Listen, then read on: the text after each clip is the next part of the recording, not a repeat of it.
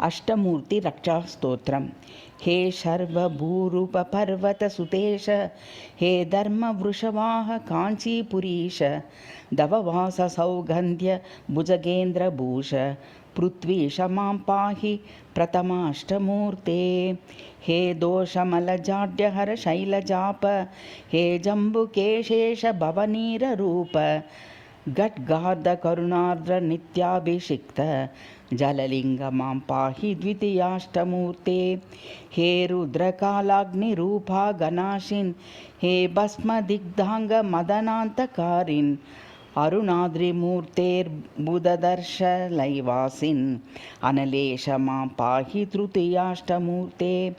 हे मातरिष्वन् महाव्योमचारिन्, हे कालहस्तीश शक्तिप्रदायिन्, उग्रप्रमथनाथ योगीन्द्रसेव्य, पवनेश मां पाहि तुर्याष्टमूर्ते। हे निष्कलाकाशसङ्काशदेह, हे चित्सभानाथ विश्वम्भरेश, शम्भो विभो भीमदहर प्रविष्ट, व्योमेश मां पाहि कृपयाष्टमूर्ते।